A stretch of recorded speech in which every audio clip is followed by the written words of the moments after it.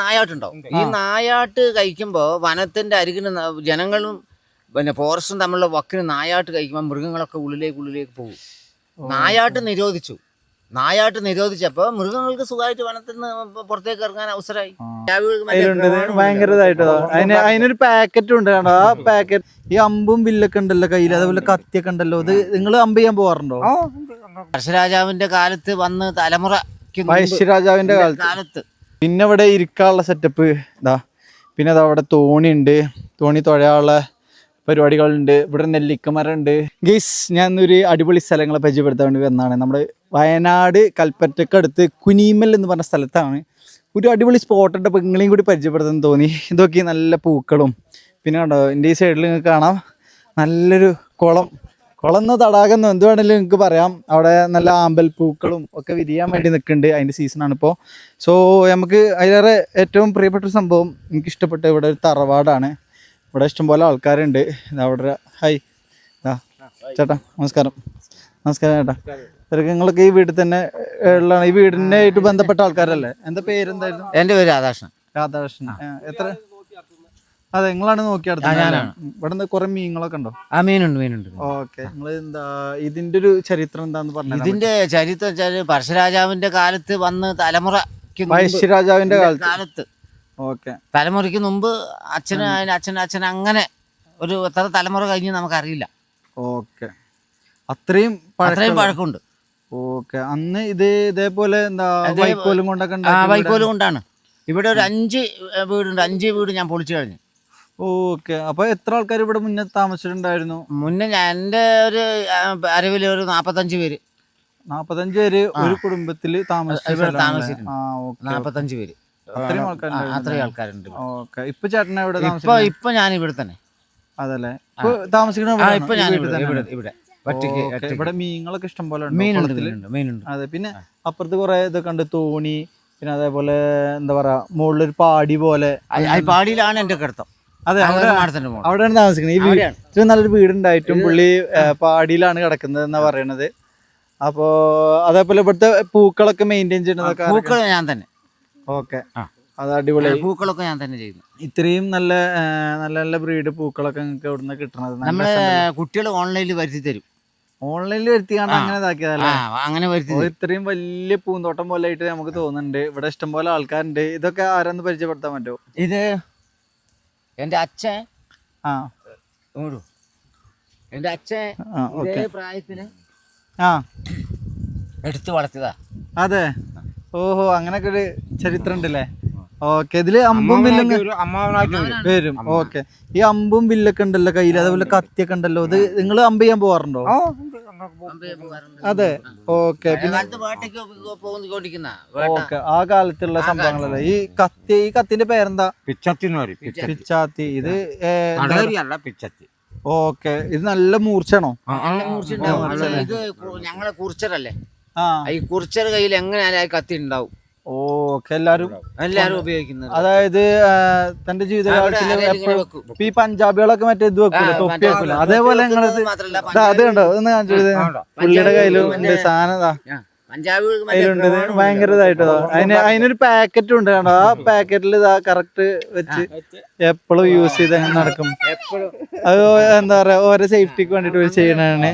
എന്താ പുള്ളിയുടെ കയ്യിൽ കുറച്ചുകൂടി വലുത് എപ്പോഴും ഉണ്ടാവും കത്തി. എപ്പോഴും ഉണ്ടാവില്ല. അത് ഒന്ന് ഞങ്ങള് കത്തി അന്ന് ഉപയോഗിച്ചുകൊണ്ടിരിക്കുന്ന ഒരുപാട് കന്നുകാലികളുണ്ടാവും. ഓക്കെ, ഈ കന്നുകാലികളെ ഫോറസ്റ്റിലാണ് നമ്മൾ തീറ്റാൻ കൊണ്ടുപോകുന്നത്. Okay okay. അപ്പൊ ഈ തീറ്റ കൊണ്ടുപോകുമ്പോ ഈ കന്നുകാലി ചില വേരിന്റെ ഉള്ളിലൊക്കെ കുടുങ്ങി പോകും, ചിലപ്പോ കൈയും കാലൊക്കെ. അന്നേരം നമുക്ക് കത്തി അറിയാറുണ്ടില്ല, വേര് വേഗം വെട്ടി ഒഴിവാക്കി കന്നുകാലിനെ. ഓക്കെ, ഇപ്പൊ വേറെ എന്തേലും കാട്ടുന്നോ അല്ലെങ്കിൽ വേറെ എവിടുന്നേലൊക്കെ എന്തെങ്കിലും നിങ്ങൾക്കൊരു ആക്രമണം ഉണ്ടായാൽ അതിനെ ചെറുത്ത് നിൽക്കാനും നിങ്ങൾക്ക് യൂസ് ചെയ്യാം. ഓക്കെ, അപ്പൊ അതൊക്കെ ഭയങ്കര ഇവരെ സേഫ്റ്റിക്ക് വേണ്ടിട്ട് ഇവര് യൂസ് ചെയ്യുന്ന സംഭവമാണ്. പാമ്പ് വരും, നെരി വരും, പുലി വരും, ആ കാലത്ത്. ഈ ഏരിയൊക്കെ ആനൊക്കെ ഇറങ്ങുന്ന സ്ഥലമാണോ? പുലിയൊക്കെ പാമ്പ് വലിയ ഇപ്പൊ കടുവയും പുലിയൊക്കെ റോട്ടിൽ കൂടെ അല്ലേ നടക്കുന്നത്. അതെ, ഇപ്പൊ വയനാട്ടില് ഇപ്പൊ നമ്മള് കുറച്ച് ദിവസം മുന്നേ ഒരു വാർത്ത വായിച്ചിട്ടുണ്ടായിരുന്നു. നമ്മളെ മറ്റേ ബന്ദിപ്പൂർ വനത്തിന്ന് ഈ വേനൽക്കാലം ആയതുകൊണ്ട് എല്ലാവരും ഇങ്ങോട്ട് ചേക്കേറാൻ, എല്ലാ മൃഗങ്ങളും ഇങ്ങോട്ട് പാലായനം നടത്താണെന്നൊക്കെ പറഞ്ഞു. ഇത് ഈ വനങ്ങളില് ഞങ്ങള് പണ്ട് നായാട്ട് വനവക്കിന് നായാട്ടുണ്ടാവും. നായാട്ട് ഈ തുലാപത്ത് അല്ലാതെ നായാട്ടുണ്ടാവും. ഈ നായാട്ട് കഴിക്കുമ്പോ വനത്തിന്റെ അരികിന് ജനങ്ങളും ഫോറസ്റ്റും തമ്മിലുള്ള വക്കിന് നായാട്ട് കഴിക്കുമ്പോൾ മൃഗങ്ങളൊക്കെ ഉള്ളിലേക്ക് പോകും. നായാട്ട് നിരോധിച്ചു. നായാട്ട് നിരോധിച്ചപ്പോ മൃഗങ്ങൾക്ക് സുഖമായിട്ട് വനത്തിൽ നിന്ന് പുറത്തേക്ക് ഇറങ്ങാൻ അവസരമായി. ഓക്കെ, അങ്ങനെ ഒരു സംഭവം കൂടി ഉണ്ട് കേട്ടോ. അത് സത്യം പറഞ്ഞ ഫോറസ്റ്റുകാരൊക്കെ ഒന്ന് നോട്ട് ചെയ്യേണ്ട ഒരു കാര്യമാണ്. എന്താ വെച്ചാൽ നായാട്ട് വരെ ഈ നാട്ടിലേക്ക് ഇറങ്ങുന്ന മൃഗങ്ങളെ ബാധിച്ചിട്ടുണ്ട് എന്നുള്ളതാണ്. അതൊരു സത്യമായിട്ടുള്ള കാര്യം. ഞാൻ ഇപ്പൊ ചിന്തിച്ചപ്പോ എനിക്ക് മനസ്സിലായി. പിന്നെ പണ്ട് ഞങ്ങൾ ശിക്കാരനുമായപ്പോ ബൈക്കിരുന്ന് ഞാനൊക്കെ ജയിലിൽ പോയി. ശിക്കാരൻ്റെ ആയപ്പോ ഞങ്ങളൊക്കെ കൊണ്ടുപോയി അമ്പു കത്തി ഒക്കെ ആയുധങ്ങളൊക്കെ പിടിച്ചോണ്ടുപോയി. പക്ഷെ നായാട്ട് നിരോധിക്കലും വന്യമൃഗങ്ങളെ നാട്ടിലേക്ക് ഇറങ്ങാൻ അവസരമായി. അതെ, അത് പാരമ്പര്യമായിട്ടുള്ള ആ സംഭവങ്ങളൊക്കെ സത്യം പറഞ്ഞാൽ ഈ കാലത്ത് നിലനിന്ന് വരണം എന്നാണ് എന്റെ അഭിപ്രായം കേട്ടോ. അതാണ് ഇഷ്ടംപോലെ ട്രൈബൽസ് ഒക്കെ കാടിന് ചുറ്റിപ്പറ്റി ഇഷ്ടംപോലെ ആൾക്കാർ നിൽക്കുന്നുണ്ട്. ഞങ്ങള് കാര്യം എന്ന് പറഞ്ഞാൽ ഞങ്ങള് പോത്തും മൂരിയും മട്ടനൊന്നും ഉപയോഗിക്കില്ല. ഓക്കെ, ഞങ്ങൾക്ക് വനത്തിൽ നിന്ന് കിട്ടുന്ന മൃഗങ്ങളെ മാത്രം ഉപയോഗിച്ചുകൊണ്ടിരിക്കാൻ അന്നത്തെ കാലത്ത് ജമ്മിമാര് ചെയ്ത പണിയാ. അന്നത്തെ കാലം എന്തിന് ജമ്മിമാരെ മൃഗങ്ങളെ കൊണ്ട് ശല്യമായിട്ട് അന്നത്തെ ഗവൺമെന്റും ഞങ്ങളെ കൊണ്ട് വേട്ടയാടിച്ച് പിടിപ്പിച്ച് പഠിപ്പിച്ച് ഇത് മാത്രം തിന്നാ മതി എന്നും പറഞ്ഞിട്ട് ഇന്ന് അത് ഞങ്ങൾക്ക് നിരോധനം ഉണ്ടാക്കുകയും ചെയ്തു. അവിടെയാണ് അത് സത്യം പറഞ്ഞാൽ അത് വലിയ വിപത്തിലേക്ക് പോകും. നാട്ടിക്ക് ഞങ്ങൾക്ക് വന്യമൃഗങ്ങളെ പുറത്ത് വന്ന് ആക്രമിക്കും ഞങ്ങൾക്ക് സന്തോഷാ. സത്യം പറയാ ആന ആളെ കൊല്ലുന്നു ഞങ്ങൾക്ക് സന്തോഷാ. സത്യം പറഞ്ഞാൽ അങ്ങനെയാ, ഞങ്ങൾക്ക് സങ്കടം വരുന്നില്ല. കാട്ടുപന്നി കൃഷി നശിപ്പിക്കുന്നത് എന്തൊക്കെയാ? അതെ, അത് എന്താ ഒരു മനുഷ്യൻ മരിക്കുന്നത് ഉള്ളിലൊരു സങ്കടം ഉണ്ടെന്നുണ്ടെങ്കിലും പക്ഷെ ഈ അക്രമം നടക്കുമ്പോ ഉള്ള ബുദ്ധിമുട്ടുകളാണ് ഇവര് എടുത്ത് കാണിക്കാൻ ശ്രമിച്ചാൽ. അത് എന്താ ഒരാൾ മരിച്ചണി സന്തോഷം എന്നല്ല പറഞ്ഞത്. പക്ഷെ എന്താ ഈ നാട്ടിക്ക് ഇറങ്ങണ മൃഗങ്ങള് അത് ചെറുത്ത് നിൽക്കാൻ പറ്റാതെ ആവുമ്പോ ഗവൺമെന്റ് ഇങ്ങനെ ബുദ്ധിമുട്ട് ഒക്കെ ചെയ്യുമ്പോ ഉള്ള സന്തോഷമുണ്ട് ഇവര് പറഞ്ഞത്. ഇവര് നമ്മള് ഇപ്പൊ പന്നീനെ വെടിവെക്കാൻ ഇഷ്ടംപോലെ അവസരങ്ങളുണ്ട്. ആ പന്നീനെ വെടിവെക്കുന്നു അവര്, പിന്നെ അത് മണ്ണെണ്ണ ഒഴിച്ച് കത്തിക്കുന്നു. വല്ല കാര്യമുണ്ടോ? ഒരു കിൻഡൽ പന്നി ഉണ്ട് ഈ 300 രൂപ കിലോ വെച്ചിട്ട് വിറ്റ ഒരു 2 ഫോറസ്റ്റുകാർക്ക് ശമ്പളം കൊടുക്കാൻ പൈസ. നല്ല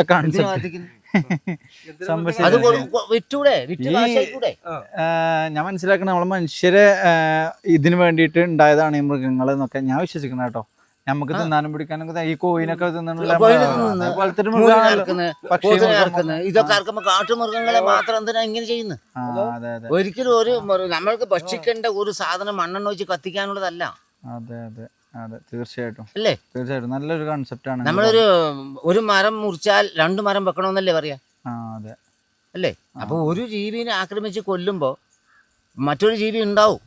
പക്ഷെ അത് ഉണ്ടായിക്കോട്ടെ, പക്ഷെ അത് മനുഷ്യന് ഉപകാരപ്പെടുന്ന രീതിയിലായിരിക്കണം. അതെ, കറക്റ്റ്. മനുഷ്യന് ഉപകാരപ്പെടണ്ടേ? അതിനെ മണ്ണെണ്ണ വെച്ച് കത്തിക്കണ്ട. അതെ അല്ലേ? അത് 10 പേര് കഴിക്കുന്ന ഭക്ഷണത്തിന് വേണ്ടി ഉപയോഗിക്കാൻ കൊടുത്താൽ അതിന് കാശ് കിട്ടുന്നില്ലേ? അത്രേ ഉള്ളൂ. അത് പറഞ്ഞ പോലെ അത് വിൽക്കാൻ ശ്രമിക്കുകയാണെന്നുണ്ടെങ്കിൽ എന്താ പറയാ, ഗവൺമെന്റ് ഒരു ഇൻകം ആവും, ഒരു വരുമാനമാവും. സത്യം. 10 പന്നീനെ കിട്ടാന്ന് നോക്കിയാ 10 പന്നീനെ 1 കിൻഡലുള്ള 10 പന്നീന് കിട്ടിയ പൈസ എത്രയായി? 3 ലക്ഷം രൂപയായി. അതൊക്കെ ചിന്തിച്ചിട്ട് ഉദ്യോഗസ്ഥന്മാര് ഈ രീതിയിൽ ചിന്തിക്കട്ടെ എന്ന് ഞാൻ ആഗ്രഹിക്കുകയാണ്. നമുക്ക് ഈ വീടൊന്ന് പരിചയപ്പെടുത്തി കൊടുത്താലോ പേര് സാലിവ. അപ്പോൾ ഇവര് പഴയ ഒരുപാട് ആൾക്കാർ താമസിച്ച വീടിൻ്റെ ഉള്ളിലാണ്. ഇവിടെ മെയിൻ്റനൻസിന്റെ ഭാഗമായിട്ട് വെള്ളമൊക്കെ അടിക്കുന്നുണ്ട്. എന്ത് രസമാണ് നോക്കി വീട്. അതായത് ഇഷ്ടം പോലെ ചരിത്രമുള്ളൊരു വീടാട്ടോ ഗൈസ് ഇത്.